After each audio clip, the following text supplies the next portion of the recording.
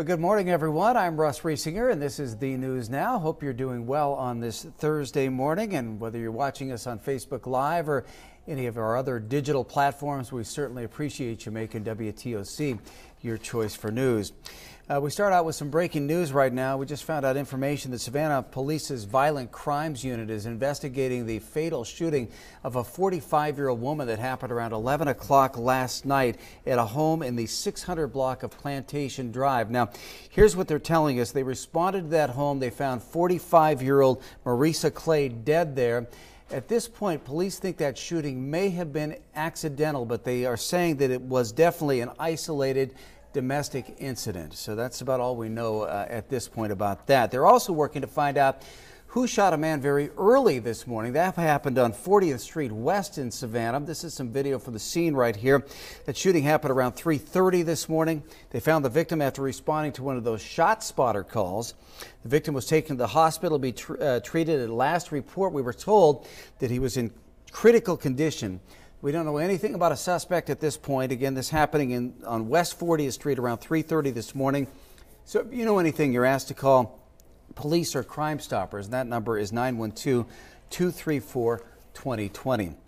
Well, several law enforcement agencies are investigating how that 2-year-old girl got lost yesterday. I brought you this as breaking news yesterday morning. Fortunately for that little girl, she was found safe yesterday afternoon. That's a child. It's a child. That's a child. Port Wentworth Police, Savannah Police, Marine Patrol, DNR, and volunteers were all involved in that search for Camilla Vicks. Officials say the child's mom was last seen pushing her daughter in a stroller near the Benton Boulevard Highlands area around 5 o'clock Tuesday night. She called police Wednesday morning to report the child missing. When they found Camilla, she only had minor cuts and scrapes, and officers say she did appear to be in good spirits. It was a relief to a 2-year-old baby, so I thank God every single day that He's able to bless us and help us get to where we're at, and thank God He was there on our side today. Now, officials say the mother was in distress when they found her yesterday. Not sure what they mean by that. They're still working to figure out the exact circumstances of what led to that girl disappearing. The good news is, though, that she is found and she is going to be okay. So that is certainly a relief there. Well, the Georgia State Patrol will be shutting down part of I-16 East tomorrow morning, bright and early tomorrow morning, probably before most of you are up. It's so they can reconstruct that crash that killed Savannah police officer Anthony Christie last month. Christie had been responding to a crash near Dean Forest Road when another vehicle hit his cruiser. All the eastbound lanes of I-16 will be shut down between Interstate 95 and Chatham Parkway. This will take place from 2:45 until 4 a.m. tomorrow, Friday morning. Well, some of our Lowcountry viewers are going to be getting a little break on their utility bills. That's some good news. South Carolina lawmakers approved a temporary rate cut of about 15% for SCE&G customers. That cut was proposed because the company paid billions of dollars for 2 nuclear reactors, which never produced any power. So you get that discounted bill for 6 months after it takes effect. SCE&G has said it will likely sue because it thinks only regulators can set electric rates. A lot going on with Independence Day coming up next week, and the celebrations are already getting started this weekend. A music-filled Independence Day event taking place tomorrow in Forsyth Park, and it's all free. Tunes from the world-famous U.S. Army Jazz Ambassadors will flood downtown Savannah. It starts at 7 p.m.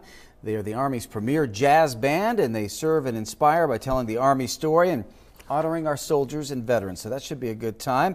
Also, if you're over in Richmond Hill, check this out. The City Hall all lit up in red, white, and blue right now for the 4th of July.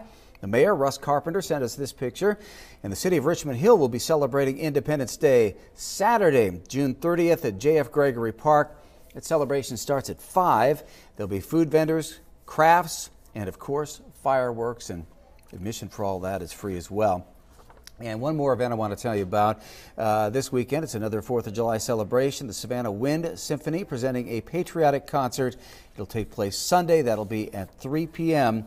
at the Armstrong Fine Arts Auditorium. So a lot of events taking place. Hope you have a great 4th of July if you're heading out, you're going to be paying a little more for gas. It's the highest in 4 years right now. This is a live look as we look over toward Hutchinson Island right now. We're in for, well, what looks to be another pretty warm day. And you can see the rain chances are going to be going up once again as we move into the afternoon, up to about 40% by 1 o'clock, and it stays that way for the rest of the evening. Of course, we're kind of used to this same forecast. It really seems like we've had just kind of a ditto the last couple of weeks, actually. Warm days and chances of storms in the afternoon, pretty much typical coastal Georgia and South Carolina weather. I certainly hope you have a great day. You can follow me on my Facebook page, WTOC Russ Riesinger. Cutter Martin will be here at 11 with another complete look at the forecast on the News Now. Have a good one, everyone. We'll see you then.